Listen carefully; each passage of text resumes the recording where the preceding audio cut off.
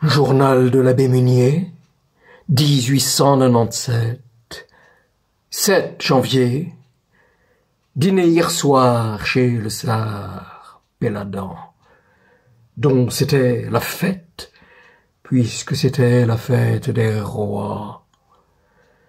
Avant le repas, le petit page délicieusement costumé est venu apporter au Tsar une couronne d'argent doré sur un coussin en lui disant « Permettez, maître, que l'innocence couronne le génie ?»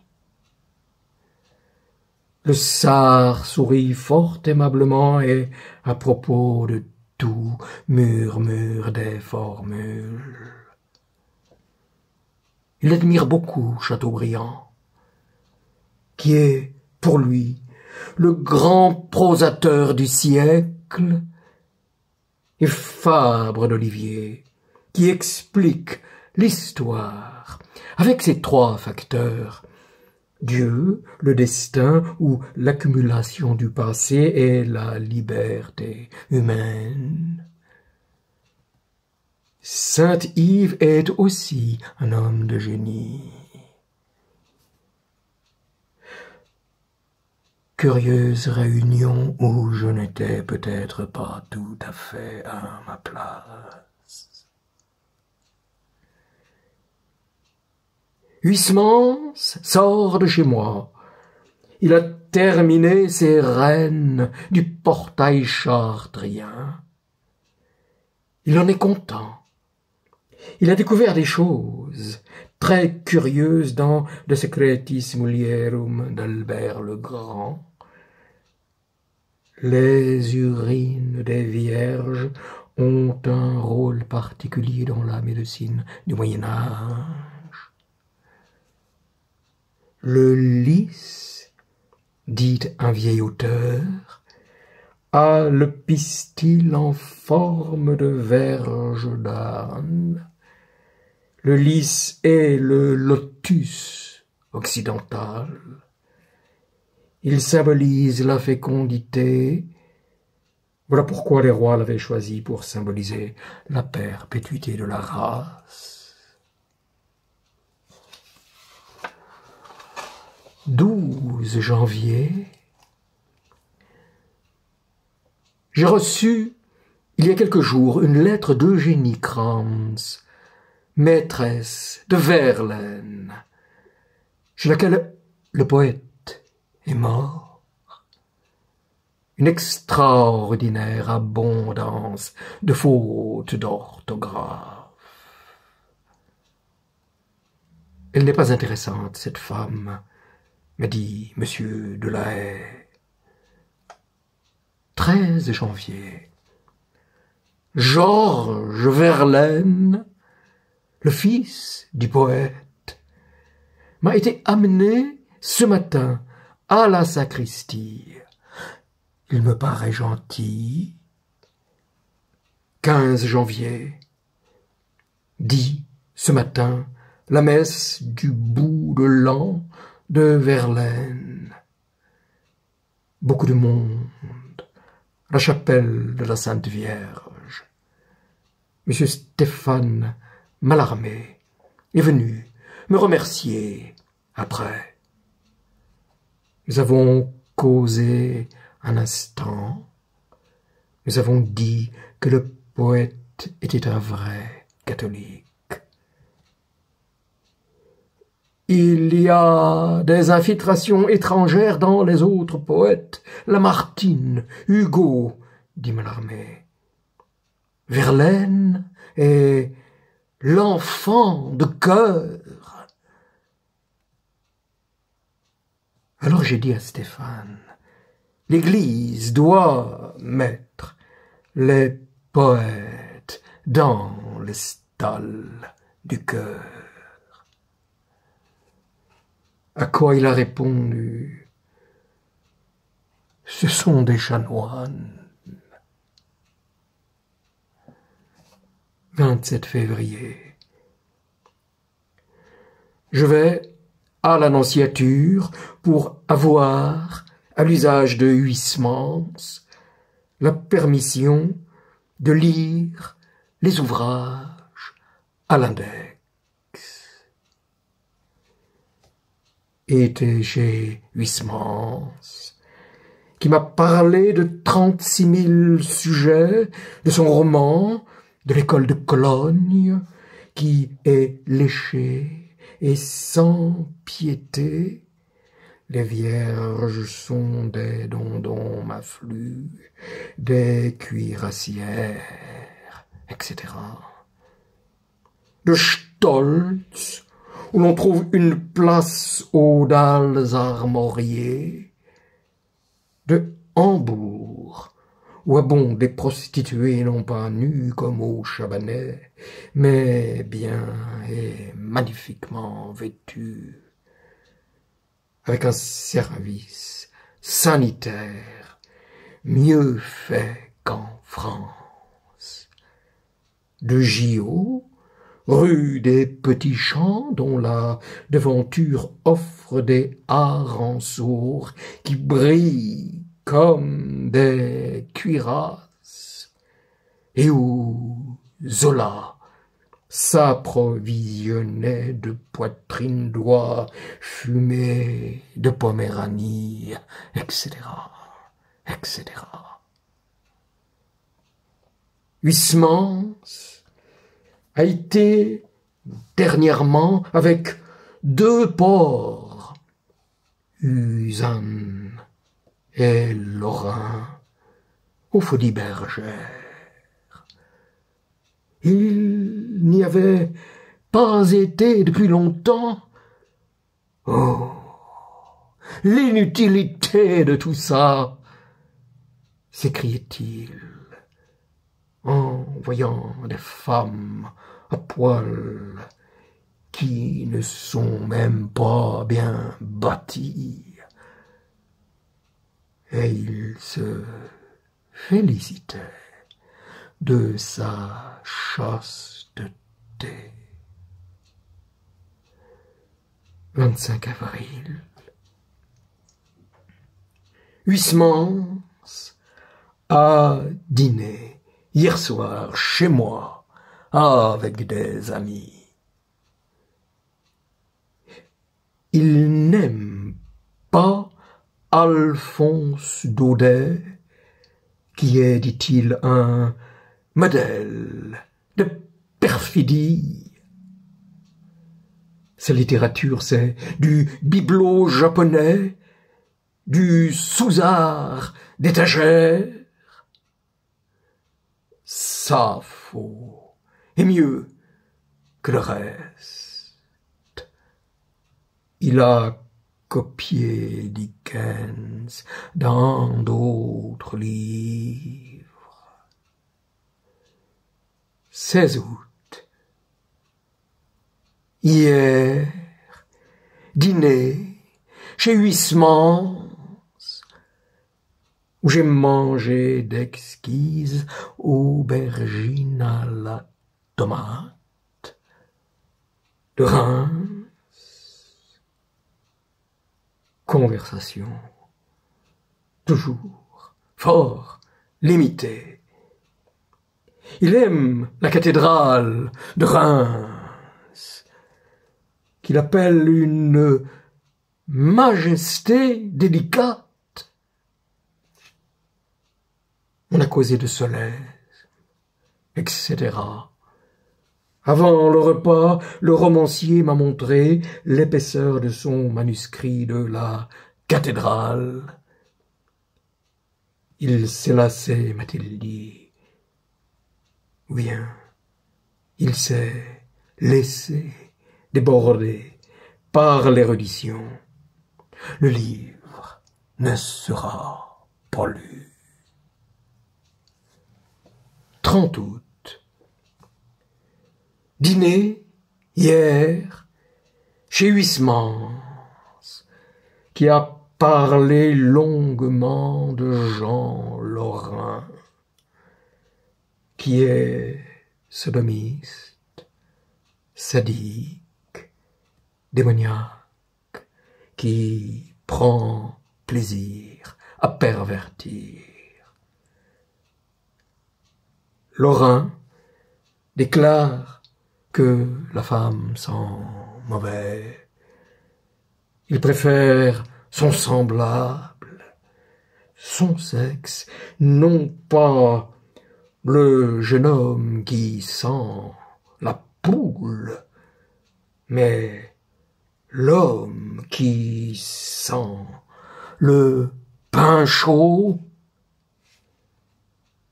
Sic.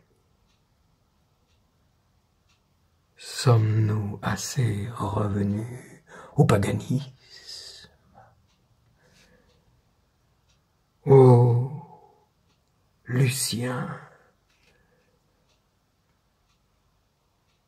Lorrain a subi des opérations nécessitées par cette sorte de luxure.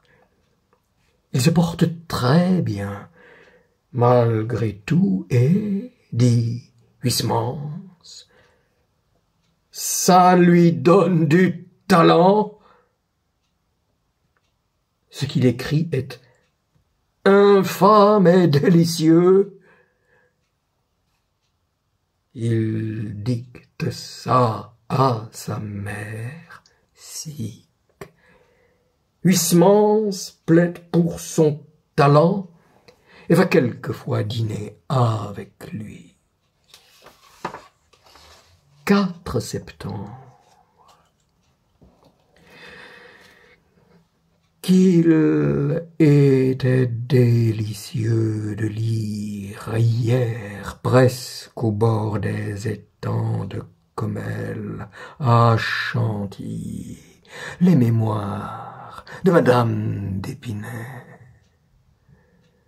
Un vrai roman, où le cynisme est à peine déguisé. Ce XVIIIe siècle manquait de sens moral. Ce d'Épinay qui rend malade sa femme, laquelle à son tour rend malade du pain de Franqueuil. Horreur! Ça doit encore aujourd'hui se passer de même. Ce que j'aime dans ce monde, c'est le cadre, les noms, les belles demeures, la réunion des beaux esprits, le contact des célébrités. 6 septembre. Hier, Huysmans me contait que Victor Hugo était jusqu'à la fin un colosse libidineux. Il montait sur les omnibus pour y ramasser des petites filles avec lesquelles il se satisfaisait. Huysmans est grand admirateur de Hugo, le Hugo de la dernière manière, le Hugo des misérables, des travailleurs de la mer, de l'homme qui rit. Personne, dit-il, ne fera la mer comme lui. Zola a essayé, mais impossible. Ce brave Huysmans se sert depuis quelque temps de cette formule. Je m'assieds dessus. Ainsi, comme je lui demandais quels étaient ces auteurs du XIXe siècle, il m'a répondu: Hugo, Baudelaire, Flaubert, Goncourt, Doré-Villiers, Villiers de l'Isle-Adam, Verlaine, Gautier, Vallès, le reste, a-t-il ajouté, je m'assieds dessus. Il a dû oublier Balzac, dont il fait grand cas. Huysmans n'aime pas Musset. 12 septembre. Comme je vis rétrospectivement, le passé m'est tout, l'avenir ne compte pas, je préfère ce qui a été à ce qui sera. Il me faut la patine du temps. 13 septembre. Hier, Huysmans nous a lu à Landry et à moi quelques pages de la cathédrale. C'est vraiment très beau, très brillant, très pénétré, très suppliant. 11 octobre. Dîner hier soir chez Huysmans, avec Landry, Descaves, etc. On a causé succession Goncourt. Huysmans, de dire combien il méprise Octave Mirbeau. Il assistera aux réunions où l'on nommera des académiciens, et ce sera tout. Il votera toujours contre Léon Daudet. Lucien Descaves fait l'éloge des 2 derniers romans d'Anatole France, L'Orme du Mail et Le mannequin d'Osier. Impossible de mieux peindre la fin d'une société, les épreuves de la cathédrale étaient sur la petite table de Huysmans. 9 décembre. Toujours la fièvre. Je descends d'une chaire pour monter dans une autre. Les réunions se succèdent. Ouvroirs, dames de charité, enfants de Marie, mère chrétienne de Sion, fille de sainte Catherine, catéchisme. 17 décembre.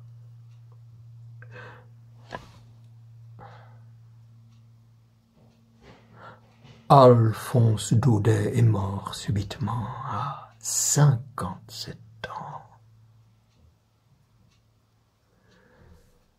19 décembre.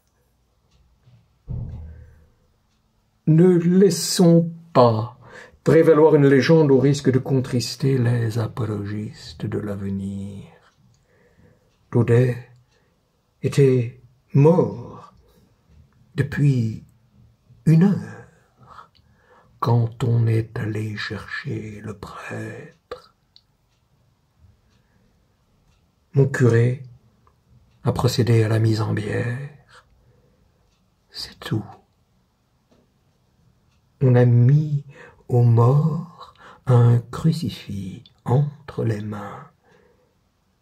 Le tenait-il vivant? Oh, la sincérité d'outre-tombe. Hier, à coups de marteau, on a ouvert au Panthéon les cercueils de Voltaire et de Rousseau. Les 2 squelettes ont été vus et palpés, Berthelot a tenu le crâne du premier. J'envie ceux qui ont assisté à cette scène macabre. Vu ce soir Huysmans, qui m'a dit combien Daudet lui était antipathique. Et l'auteur d'En route d'ajouter combien le monde des gens de lettres est abominable.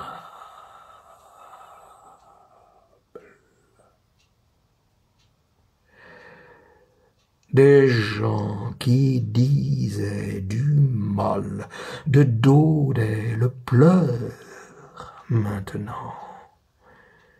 Vous verrez, demain, à Sainte-Clotilde, des têtes immondes, me dit-il. Charcot aurait fait beaucoup de mal à Zola et à Daudet. Zola, dit encore Huysmans, a une peur extrême de la mort. Il aura des tremblements à l'heure dernière. Enfin, il me raconte le dîner qui eut lieu à Rouen après l'enterrement de Flaubert. Ils étaient tous plus ou moins éméchés, copés d'aigle au retour.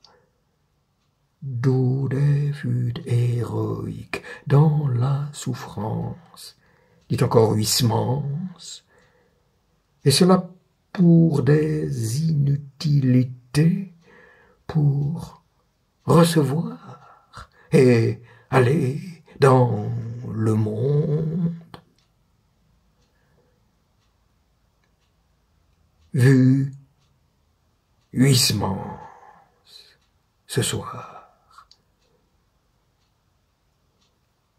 Il se définit un naturaliste mystique. Hugo et Balzac, dit-il, ont été les deux grands lapins du siècle. Le naturalisme a refait le milieu.